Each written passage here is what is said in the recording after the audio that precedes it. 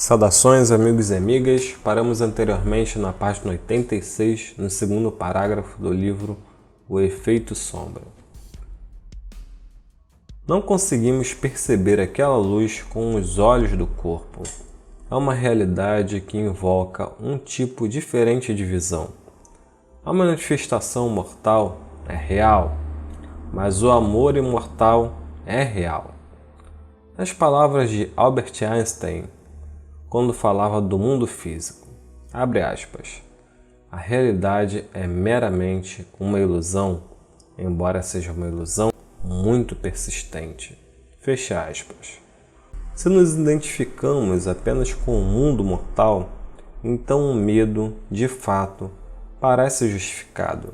Mas se estendermos nossas percepções além desse mundo, veremos as coisas de uma luz mais alta e esperançosa. Vemos que está programado na verdadeira natureza das coisas que o amor sempre se afirma. Embora estejamos fadados a cair na sombra, a descender no submundo psíquico dos locais ainda não curados, também temos a garantia de libertação. O iluminador é uma presença eterna, ativa não somente dentro do coração individual, mas também na psique coletiva.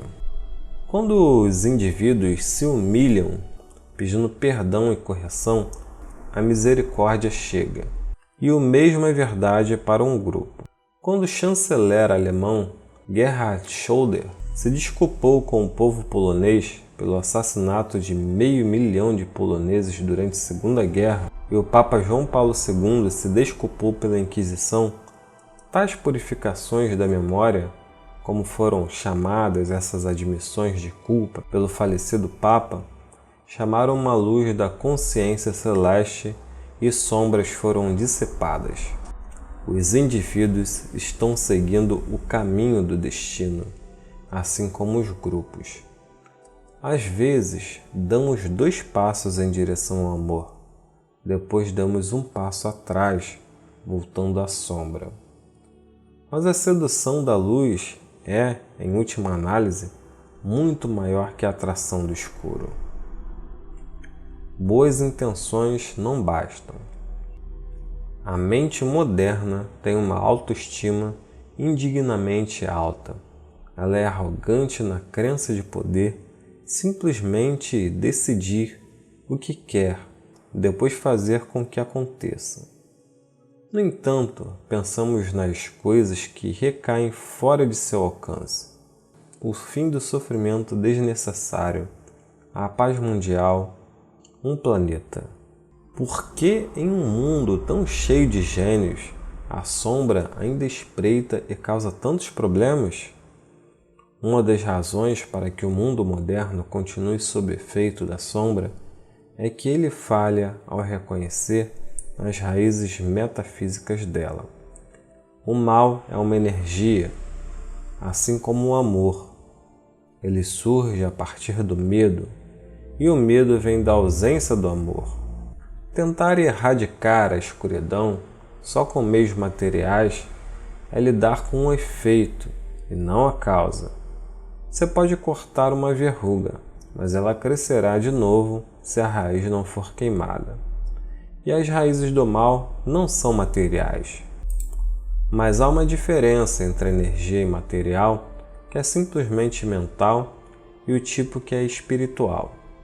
Hoje em dia, muita gente tem uma visão presunçosa do poder da intenção. Mas, na verdade, como é dito em um curso em milagres, suas boas intenções não bastam.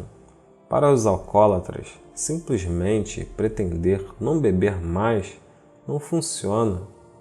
Apenas pretender ser um cônjuge melhor não é o bastante, quando o necessário é uma mudança efetiva de comportamento. No entanto, às vezes a mudança de comportamento que se faz premente não é fácil de realizar. Uma mera intenção de melhorar pode ser sobrepujada pelo poder da sombra. A sombra pode superar nossas melhores intenções e somente o amor pode superar a sombra. O amor é Deus e Deus é o amor. Seja quando as pessoas o chamem pelo nome de Deus ou simplesmente abram mão de toda resistência ao amor, e nesse caso, Deus está presente, mesmo que não seja reconhecido.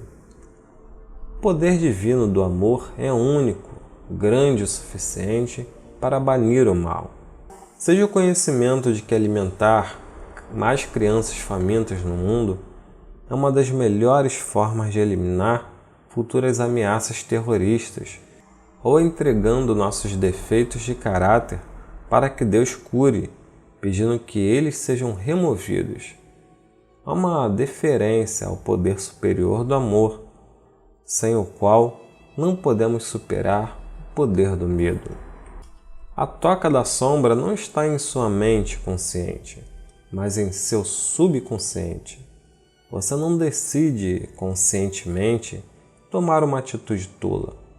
Você não decide conscientemente dizer algo que fará seu cônjuge odiá-lo. Você não decide conscientemente se embebedar no casamento de sua filha e estragar tudo. Abre aspas. Foi o diabo que me fez fazer. Não é uma noção tão chula quanto parece. Boas intenções fazem o diabo rir, mas o que não o faz rir é a prece, a reparação, o perdão e o amor. Essas coisas o fazem ir embora. O que levanta a questão da religião. Se a religião é o condutor para o amor divino, por que ainda há tanto mal à espreita no mundo, mesmo em nossas classes? Como foi que uma das maiores instituições religiosas do mundo passou a abrigar pedófilos entre os padres? E a resposta, obviamente, é que algumas religiões nada têm a ver com Deus. Na verdade, a sombra, força energética oponente a Deus, adora brincar nos campos das religiões. Ela adora confundir e é definitivamente atordoante a mente quando doutrinas ou dogmas baseadas em amor, na realidade, são um disfarce para as mais grosseiras ausências dele. Se uma pessoa religiosa odeia, Deus não está presente. Se um ateu ama, lá está ele. Como está escrito em um curso em milagres, em relação à frase da Bíblia que diz, abre aspas, Deus não deve ser escarnecido, ele não será. No entanto, quando se busca o discernimento religioso, é importante não jogar fora o bebê junto com a água da banheira. A raiz, em latim, da palavra religião é religio, que significa prender de volta.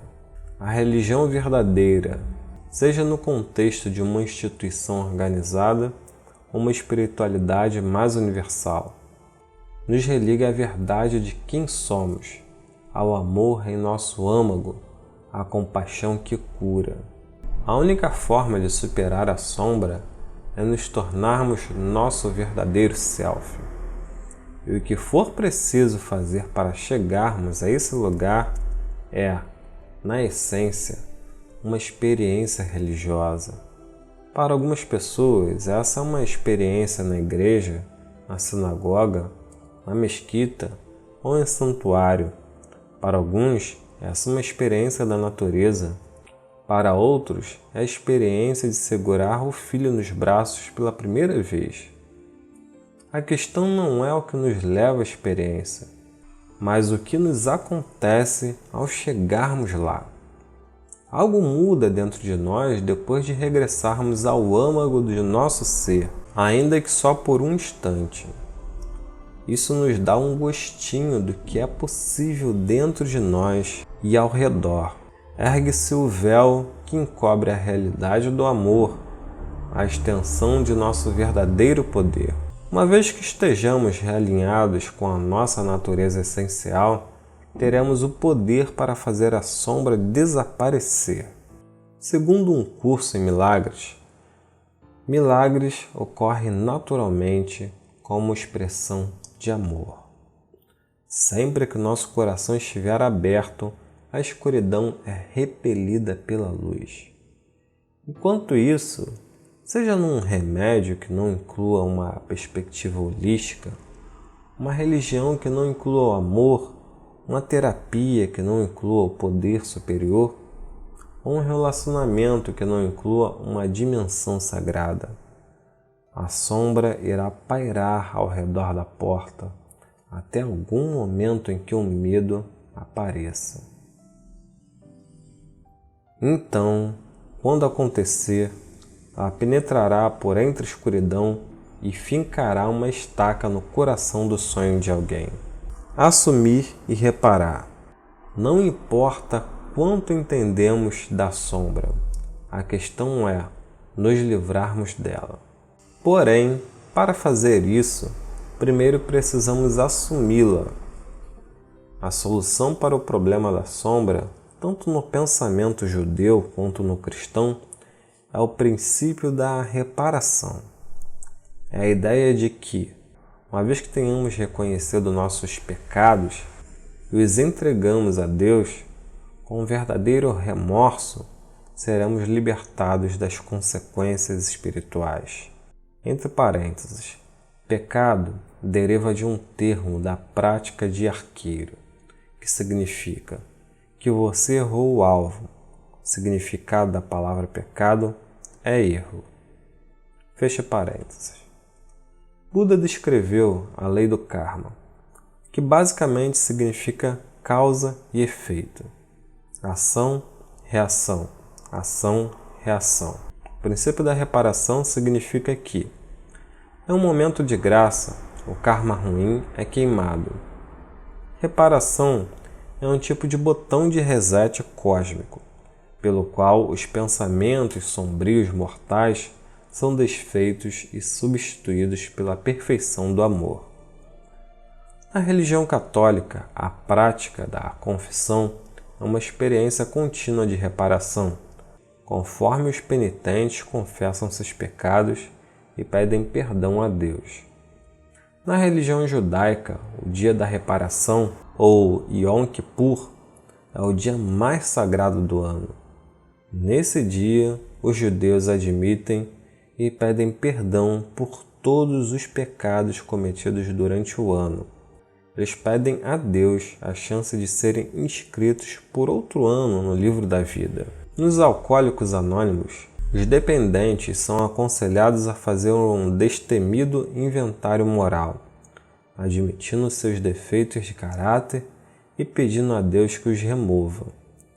Todos estes são exemplos de processos espirituais pelos quais a sombra, quando trazida à luz, é transformada pelo poder de reparação. A reparação existe porque é necessária. Todos somos humanos, somos magoados e nos tornamos presas do lado sombrio da existência humana. Sim, todos nós caímos, mas não estamos sem os meios de levantar. No entanto, de modo a fazê-lo, precisamos nos comprometer com o poder que reconstrói nossas asas. Precisamos estar dispostos a trazer nossa escuridão para a luz e conscientemente entregá-la a Deus. Digamos que eu percebi que uma situação difícil em minha vida foi causada por um erro ou defeito de meu caráter. Talvez eu fosse controladora em um relacionamento. Isso gerou um conflito com um amigo ou membro da família. A reparação me chama a reconhecer meu aspecto sombrio, nesse caso, minha natureza controladora, e pedir a Deus que o remova. Como discutimos antes, não basta dizer está certo. Eu não serei mais controlador. Essa é certamente uma boa resolução e pode conduzir a um longo caminho da correção do comportamento. Mas, quando um traço é realmente um padrão de sua personalidade, uma faceta sombria que você usa e que de fato é você em seu pior ou quase pior, Isso se tornou entranhado na matriz comportamental. Não basta apenas decidir ser diferente, porque a sombra já passou por cima dos poderes normais de tomada de decisão. Uma vez que a personalidade sombria já se desenvolveu, seu lado cínico, invejoso, raivoso, a cura requer de você uma reparação, que você assuma a responsabilidade pelos danos que já possa ter causado e peça a Deus que modifique seu coração. É essencial que olhemos profundamente para nossos pensamentos e ações, particularmente onde cometemos erros. Ao fazê-lo, estamos nos dirigindo não apenas à nossa sombra individual, mas também à coletiva. E a cura do mundo acabará emergindo não de nossa mudança, nem por corrigirmos os outros, mas da vontade de mudar e corrigir a nós mesmos. Desde que todas as mentes estejam unidas, a habilidade de autocorreção tem influência corretiva no universo inteiro, de maneira muito real. É a única coisa que tem essa influência. Essa correção pode começar com um pequeno cutucão da consciência. A consciência é uma vergonha saudável, um desconforto temporário que não vem da sombra, mas da luz. Afinal, somente um sociopata é isento de qualquer remorso. Isso é a parte do que nos torna humanos, algo em nós que sabe quando estamos errados. O processo de reparação envolve coragem, compaixão e honestidade com você mesmo. Eu levanto esse assunto. Percebo que há uma mágoa minha. Estou disposto a olhar para isso e disposto a mudar. Em uma situação difícil, é muito fácil jogar toda a culpa nos outros. Mas aquele que verdadeiramente busca diz: o que foi que eu fiz de errado? Qual foi a minha participação no desastre? Se não identificarmos onde somos desonestos, ásperos, impiedosos, desrespeitosos, gananciosos, dominadores e etc., então não podemos mudar aquilo. Se apenas reprimimos a sombra, tentando rejeitá-la, ela existe como uma fração desintegrada de nossa personalidade. E não temos poder sobre o que não examinamos. Seja o que for, aquilo agirá como um terrorista emocional, entranhado na psique, capaz de nos armar uma emboscada a qualquer hora.